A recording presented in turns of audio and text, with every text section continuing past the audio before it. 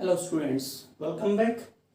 आज हम डिस्कस करेंगे एक और मोस्ट इम्पोर्टेंट टॉपिक जो इलेक्ट्रोकेमिस्ट्री में आता है, जिसका नाम है नर्नेस्ट इक्वेशन। बहुत सारे न्यूमेरिकल इस नर्नेस्ट इक्वेशन के बिहाफ पे आते हैं, चाहे वो कंपटीशन का एग्जाम हो, लाइक एस्टेट में तो हर बार एस्टेट में एक क्वेश्चन जरूर आता है नर्नेस्ट इक्वेशन के बिहाफ पे। ठीक है, क्या देखेगा भाई, कंसंट्रेशन की वैल्यूज दे देगा और पूछ लेगा बताओ इस सेल में क्या ईएमएफ रहेगी। तो कहने का मतलब अपने को नर्नेस्ट इक्वेशन प्रूव करनी है और इसकी एप्लीकेशंस देखनी है कि नर्नेस्ट इक्वेशन कहाँ कहाँ अप्लीकेबल है। मोस्ट इम्पोर्टेंट टॉपिक है फॉर +2 में जो बच्चे पढ़ रहे हैं उनके लिए, सीबीएसई बोर्ड में, हरियाणा बोर्ड में या एनी अदर जो भी बोर्ड के जो स्टूडेंट्स हैं उनके लिए बहुत ही ज़रूरी टॉपिक है, बहुत ही इम्पोर्टेंट है। साथ ही साथ ये टॉपिक यूनिवर्सिटी के एग्जाम में ज़रूर पूछा जाता है भाई साहब। जूलॉजी ऑनर्स में मेनली ये बाकायदा मोस्ट इम्पोर्टेंट है, केमिस्ट्री ऑनर्स में है और साथ ही साथ मैथ ऑनर्स में या जो भी पास कोर्स है मेडिकल नॉन मेडिकल उस बिहाफ पे। तो इस बार इस टॉपिक को ध्यान से पढ़ने की कोशिश कीजिएगा और समझने की कोशिश कीजिएगा कि नर्नेस्ट इक्वेशन अपने को बताता क्या है। तो देखो, सबसे पहले हम लेते हैं कोई भी एक रिएक्शन ले लो, कोई भी एक रिएक्शन ले ली। जैसे मैंने यहाँ पे ये कह दिया कि मेरे पास एक की रिएक्शन है, जैसे कि ये है, that is the zinc, that is the zinc plus copper sulphate change into zinc sulphate plus copper. तो ये एक रेडॉक्स रिएक्शन है। This reaction is known as the redox reaction. एक ऐसी रिएक्शन ली है मैंने जो कि क्या है, रेडॉक्स रिएक्शन है। यहाँ जिंक का क्या हो रहा है जी, रिडक्शन हो रहा है, सॉरी ऑक्सीडेशन हो रहा है, क्योंकि जिंक अपने 2 इलेक्ट्रॉन क्या कर रहा है, लॉस। यहाँ पे क्या हो रहा है, जिंक का ऑक्सीडेशन हो रहा है। ठीक है, और जो कॉपर है, यहाँ पे जो कॉपर है ये 2 इलेक्ट्रॉन्स को क्या कर रहा है, एक्सेप्ट कर रहा है। इट मींस यहाँ पे कॉपर का क्या हो रहा है, रिडक्शन। और ऐसी रिएक्शन जहां पे ऑक्सीडेशन भी हो रहा हो और रिडक्शन भी हो रहा हो, ऐसी रिएक्शंस को हम बोलते हैं रेडॉक्स रिएक्शन। और किसी भी रिडॉक्स रिएक्शन के अंदर यदि अपने को वैल्यू, कंसंट्रेशन की वैल्यू, आर की वैल्यू, टेम्परेचर, कितने इलेक्ट्रॉन काम आए, कितने एफ काम आए, क्या ई नोट की वैल्यू है, ये पता है तो मैं ई सेल की वैल्यू को कैलकुलेट कर सकता हूं। तो एक बार यही कैलकुलेट करने की कोशिश करते हैं कि किस प्रकार से ऊपर वाली इक्वेशन आई है, जिसको हम नर्नेस्ट इक्वेशन बार बार बोल रहे हैं। तो देखो, सबसे पहले एक कोई जनरल रेडॉक्स रिएक्शन लेता हूं, कोई जनरल रेडॉक्स रिएक्शन ले ली, लाइक मैंने ये ले ली A of A plus B of B is equilibrium with C of C plus D of D।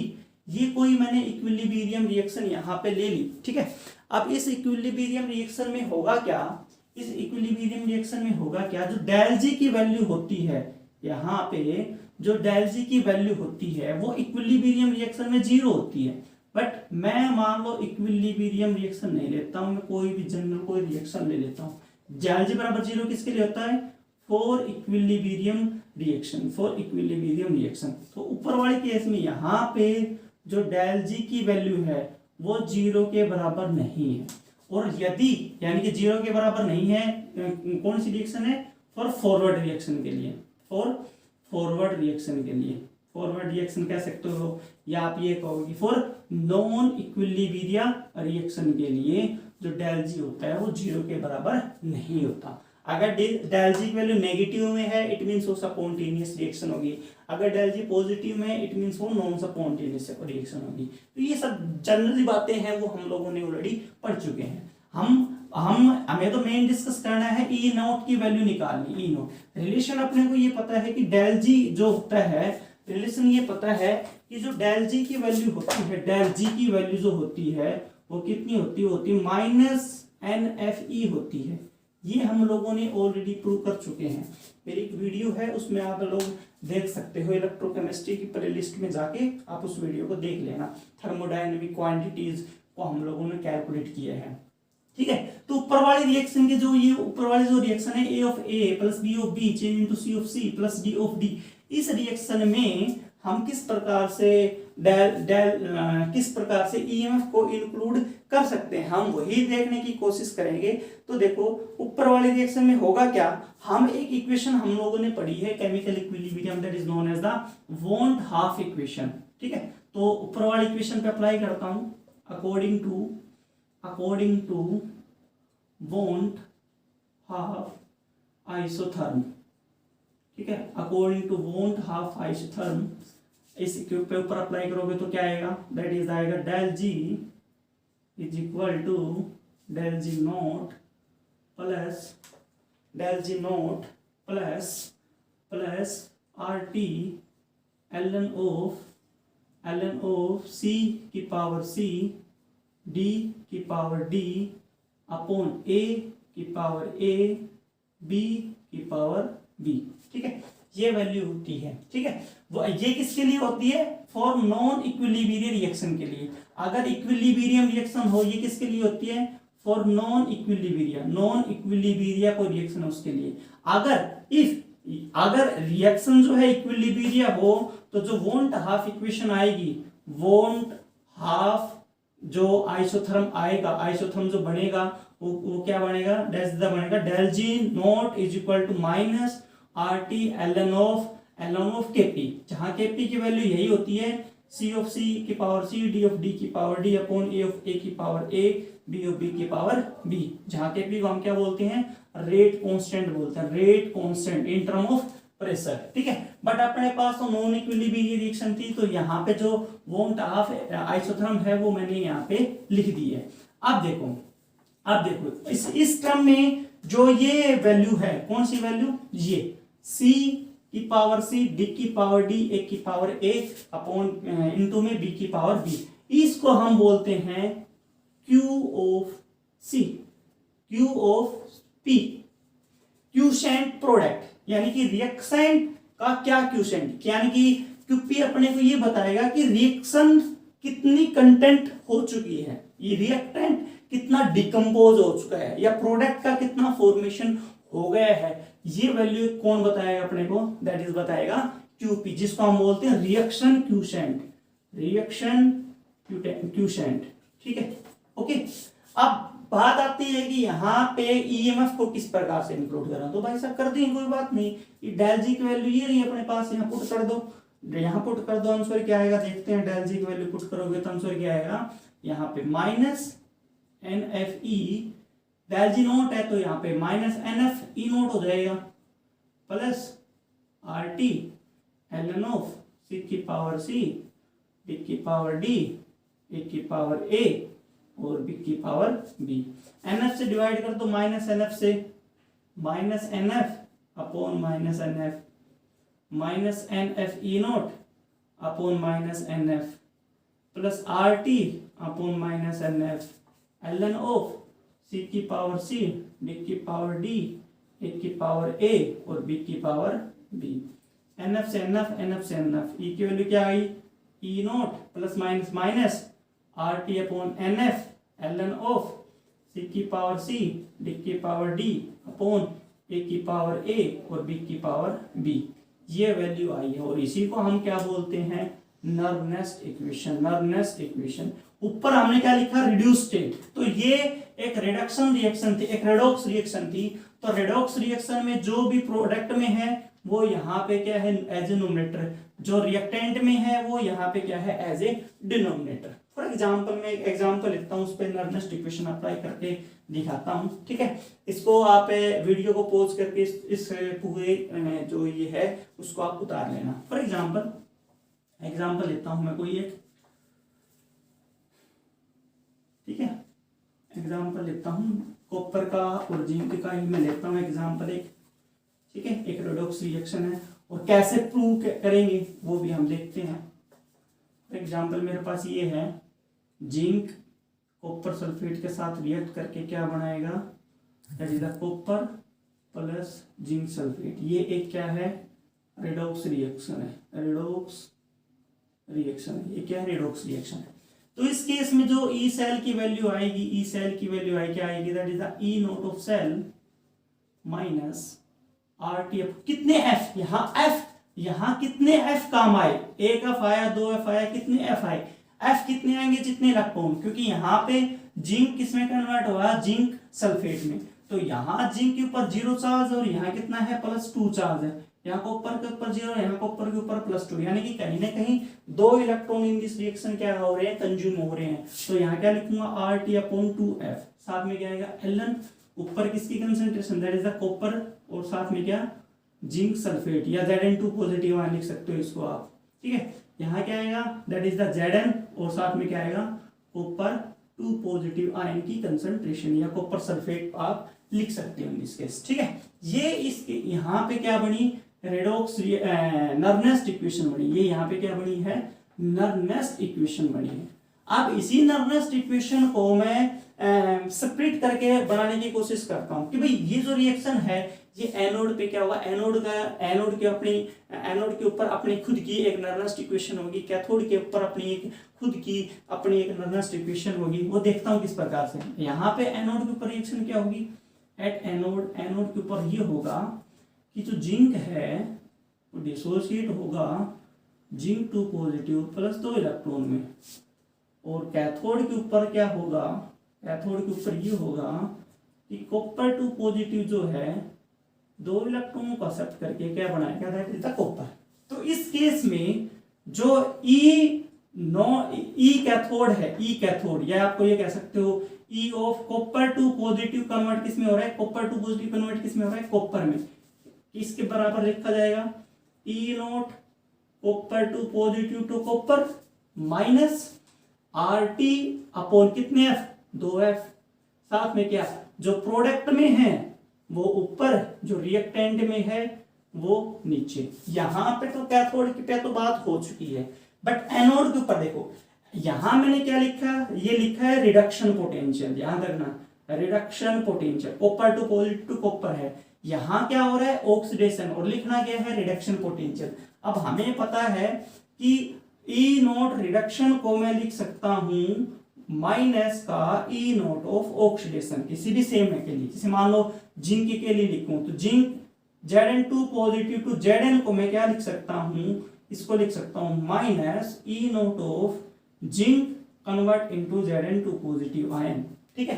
तो ये याद रखना ये बात, ठीक है, इस बात को बहुत ही जरूरी है, क्योंकि यहाँ पे यदि लिखता हूं मैं E ऑफ एनोड तो क्या लिखा जाएगा, E जिंक कन्वर्ट हो रहा है, जिंक कन्वर्ट हो रहा है Zn2 पॉजिटिव आयन में, बराबर किसके रहेगा, बराबर रहेगा ये, यहां लिख देता हूं E0 of zinc convert into zinc 2 positive ion minus RT upon, शुरू से लिखता हूं, एक बार 1 मिनट रुको बस आप, ठीक है। यहां एट एनोड के ऊपर रिएक्शन क्या हो रही है, एनोड के ऊपर रिएक्शन हो रही है कि zinc convert into zinc 2 positive +2 electron. इसका जो E ऑफ A की वैल्यू लिखी जाएगी, यानी कि E ऑफ जिंक से जिंक 2 पॉजिटिव जो वैल्यू लिखी जाएगी, किसमें लिखी जाएगी, E0 of zinc convert into zinc 2 positive, oxidising potential है, ये ध्यान रखना, RT/2F, जो प्रोडक्ट में है वो ऊपर, जो रिएक्टेंट में है वो नीचे, ठीक है। ऐसा लिखा है, जो प्रोडक्ट में होता है वो ऊपर लिखते हैं, जो रिएक्टेंट में होता है वो नीचे। अब यहाँ क्या है, रिडक्शन पोटेंशियल है, और यहाँ क्या है जी, ऑक्सीडेशन पोटेंशियल। यहाँ ये वाला कंसेप्ट क्या है, ऑक्सीडेशन पोटेंशियल, इस बात को याद रखना, ठीक है। और इन दिस केस जो लिखूंगा मैं यहाँ पे इस नर्नेस्ट इक्वेशन में, कौन सा लिखूंगा, रिडक्शन पोटेंशियल की वैल्यू ही मैं लिखूंगा, ठीक है।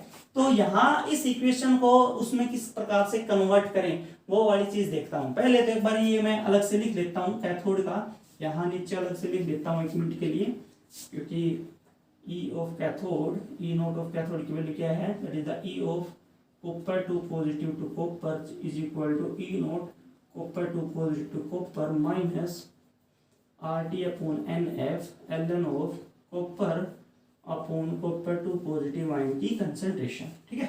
अब देखते हैं, अब इसको लिखते हैं। अब हमें पता है कि oxidation potential is equal to oxidation potential is equal to minus of E of reduction potential. For a same metal के लिए, तो ये वैल्यू कैसे लिखी जाएगी, ये वैल्यू लिखी जाएगी minus E of zinc two positive to zinc, ये ऑक्सीडेशन का, ये रिडक्शन लिख दिया, साथ में माइनस का सिंबल। सिमिलरली यहाँ पे माइनस का E naught of zinc two positive to zinc, साथ में जो भी कुछ है as it is RT/2F ln of zinc two positive upon zinc.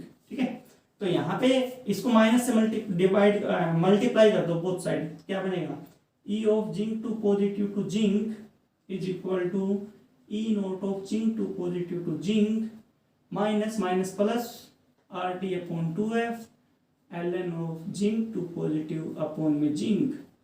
ठीक है, अब यहाँ माइनस का सिंबल है, यहाँ माइनस का सिंबल लेके आना है, क्या लिखा जाएगा, zinc two positive to zinc is equal to E of naught zinc two positive to zinc minus RT/2F।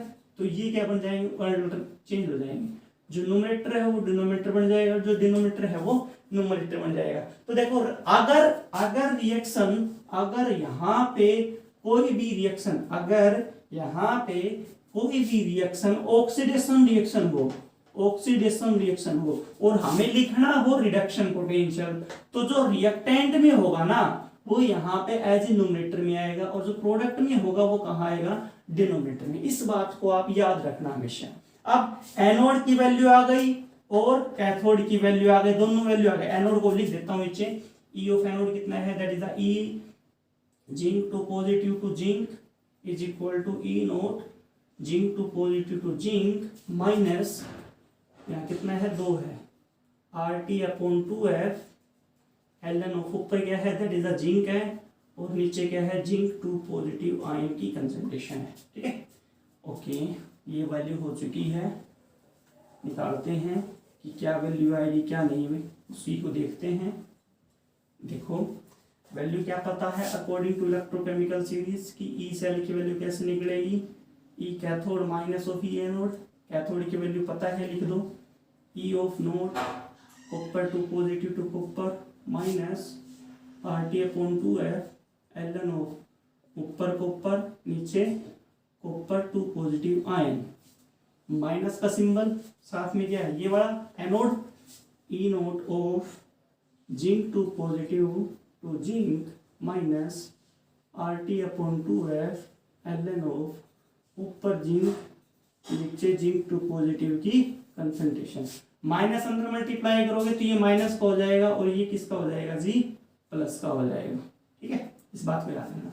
अब ये देखो, एक ये है एक ये है, this is equal to E naught of cathode and this is equal to E naught of anode, और हमें पता है कि ई नोट ऑफ सेल किसके बराबर होता है, E naught cathode minus E naught of anode. तो माइनस का एक कैथोड माइनस एनोड, तो इसको क्या लिख सकता हूं मैं, ई नोट ऑफ कैथोड, इसको लिख सकता हूं E of cell is equal to E naught of cell.